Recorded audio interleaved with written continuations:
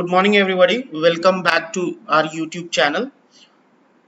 कल हमने एक वीकली एक्सपायरी देखी जो एक नेगेटिव नोट पे थी, बट एक अच्छा फाइट था बेयर्स और बुल के बीच में 15,800 के लिए, और वहाँ पे काफ़ी अच्छा आपको टसल देखने को मिला और फाइनली निफ्टी 15,800 के ऊपर बंद होने में कामयाब हुई।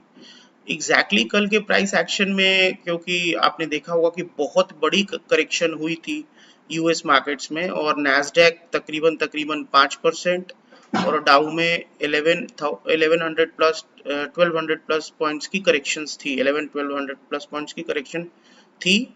और आपको एक बहुत बड़ा massive cell of global markets में देखने को मिला। कल जो इंडिया का फॉल था वो इंडिया से रिलेटेड कुछ भी नहीं था, वो ग्लोबली, क्योंकि इतने बड़े सेल ऑफ हो रहे हैं और आप कभी कभी क्या होता है कि आपको ग्लोबल मार्केट्स को कॉपी करना होता है, बिकॉज कहीं ना कहीं एफआईआईज की पोजीशन इंडिया में भी काफ़ी सिग्निफिकेंस है, और उन्होंने कल कैश मार्केट में ठीक ठाक सेलिंग करी है अक्रॉस द बोर्ड, और डीआईज ने उस सेलिंग को एब्जॉर्ब करने की कोशिश करी है। तो सबसे बड़ा इंपॉर्टेंट चीज क्या है कि अगर यूएस मार्केट किसी भी तरीके से स्टेबल हो जाते हैं over the period of next 5 to 7 days, सो आपको देखने को मिलेगा कि इंडियन मार्केट्स में भी स्टेबिलिटी देखने को मिलेगी।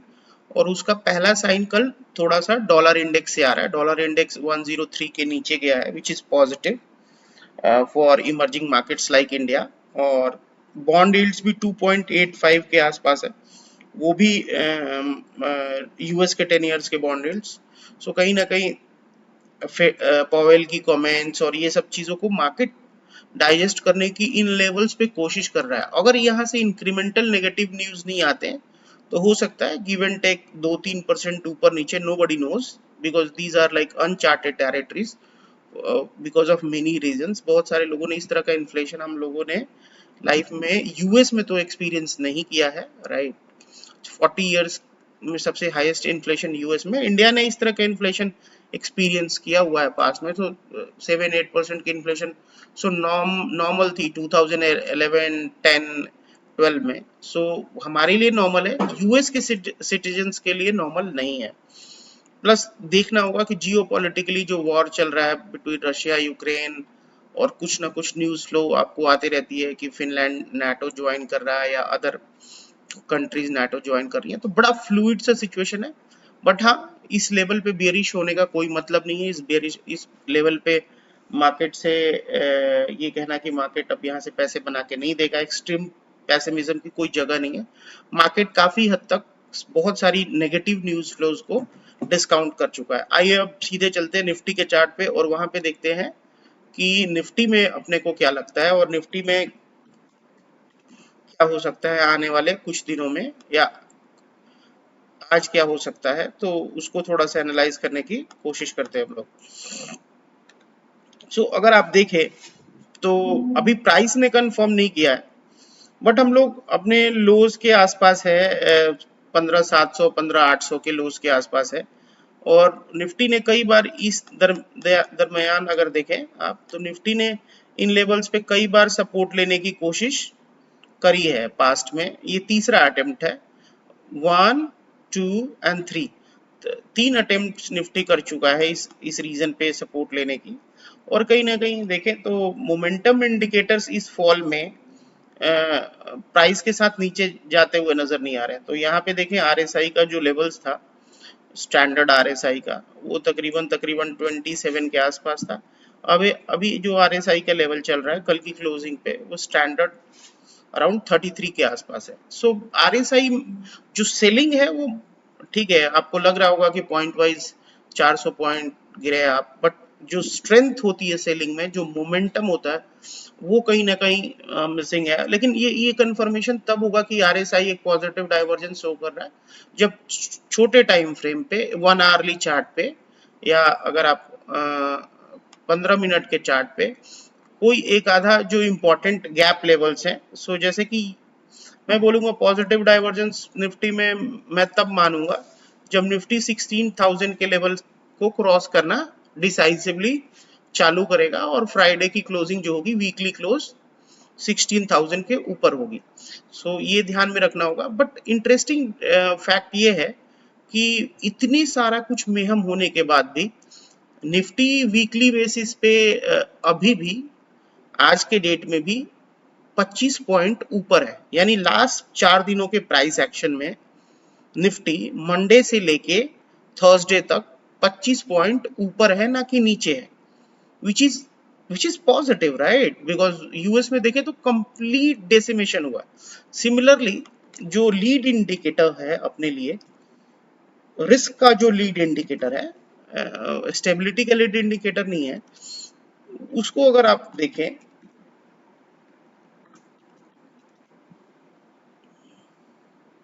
उसको मैं देखने की कोशिश करता हूँ डेली टाइम फ्रेम में आप लोगों के लिए। तो अगर आप देखें तो लास्ट फ्राइडे का आपका जो लो था 1 2 3 4, ये जो 13th लास्ट फ्राइडे था, सो उस दिन का जो लो था वो था 8, क्लोजिंग था वो 8796 था, 8796। और कल का जो स्मॉल कैप का बंद आया वो है 8912। इट मींस दैट कि स्मॉल कैप इंडेक्स अपने लास्ट फ्राइडे के लो से तकरीबन 1.3% ऊपर है, जो कि मतलब थोड़ा सा एक रिस्क ऑन मोड मार्केट का रिफ्लेक्ट कर रहा है कि मार्केट इतना भी वीक नहीं है। अदरवाइज स्मॉल कैप में कंप्लीट सेल ऑफ हो सकता था। स्ट्रक्चर ओवरऑल वीक है, there is no doubt, structure overall weak है।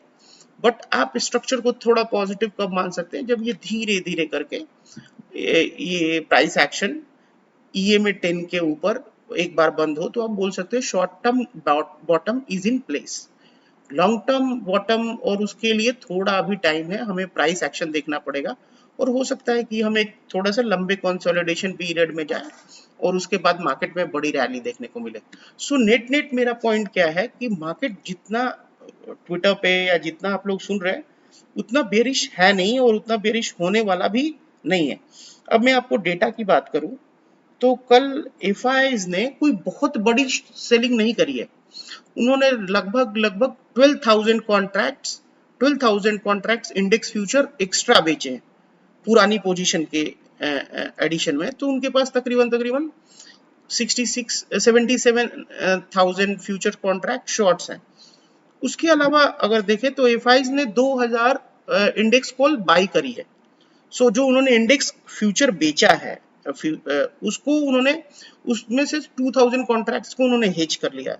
अभी एबीएफआईएस के पास 1.95 lakh contract stock futures bullish side में है।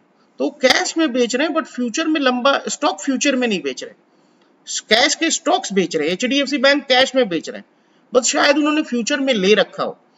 क्लाइंट सेगमेंट में क्या है कि पुट शॉर्ट की पोजीशन जो है वो 3.23 लाख है, जो कि मैं मानता हूं कि थोड़ी सी बड़ी है। बट क्लाइंट्स में भी क्या होता है कि इसमें सारे फैमिली ऑफिस वाले भी आ गए, आपको बड़े बड़े ट्रेडर्स आ गए इंडिया के। तो ये नेट नेट वीक हैंड का पूरा पुट सेलिंग नहीं है, इसमें कुछ काफी वेल इन्फॉर्म्ड इन्वेस्टर्स भी हो सकते हैं। और एक डेटा जो थोड़ा मुझे ठीक लग रहा है, जो कि पॉजिटिव ऑप्टिमिस्टिक सिचुएशन दे रहा है कि कल क्लाइंट लेवल पे 1.5 लाख कॉल्स रिड्यूस हुई है, जो कि पॉजिटिव है। अगर आप देखें कि वो क्लाइंट बड़ी लंबी बुलिश पोजीशन लेकर नहीं गए हैं, लोग ऊपर के लेवल्स पे या नीचे के लेवल्स पे अपनी पोजीशन को कम कर रहे हैं, जो कि मार्केट में short to medium term, extreme short term के लिए पॉजिटिव है। बिकॉज ग्रीड कहीं ना कहीं कम होता हुआ दिख रहा है और वापस से लोग थोड़ा सा नर्वसनेस फील कर रहे हैं, जो कि मार्केट इस तरह की पोजीशनिंग पे मार्केट को, जो मार्केट लाइट होती है, जो मार्केट बहुत हैवी नहीं होती है, उस मार्केट को रैली करना बहुत इजी होता है। तो प्रोबेबिलिटी मार्केट की रैली की बन रही है। और अगर मैं देखूं तो आपको निफ्टी में अब मैं बोलूंगा कि शॉर्ट टर्म मार्केट में बॉटम हो गया। जो किसी भी दिन अब निफ्टी 16,200 और देयर अबाउट्स के ऊपर बंद हो जाती है तो मैं बोलूंगा कि मार्केट में शॉर्ट टर्म बॉटम बन चुका है। और मार्केट को लेकिन कुछ रेजिस्टेंस फेस करने पड़ेंगे over the period of time. वो है 16,475 और 16,500। ये रेजिस्टेंस पार होने के बाद आप इजीली 16,900 और उन तरह के लेवल्स के लिए आप अटेम्प्ट कर सकते हो। बट नेट नेट मार्केट में बियरिशनेस नहीं है। अगर आपके पास सरप्लस पैसा है, आप लॉन्ग टर्म के लिए इन्वेस्ट कर सकते हैं, तो आपको जरूर करना चाहिए। मार्केट के लेवल्स जो हैं वो काफी अट्रैक्टिव हो चुके हैं प्राइस टू अर्निंग लेवल्स पे या प्राइस टू बुक लेवल्स पे।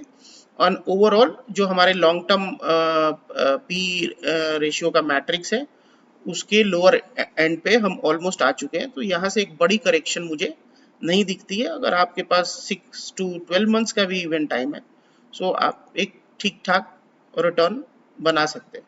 सो that's all from our side. कुछ भी रहेगा तो डेफिनेटली आप ट्विटर्स पे हमारे व्यूज देख सकते हैं, या हम और आपको वीडियोस बनाकर अपने व्यूज शेयर करेंगे।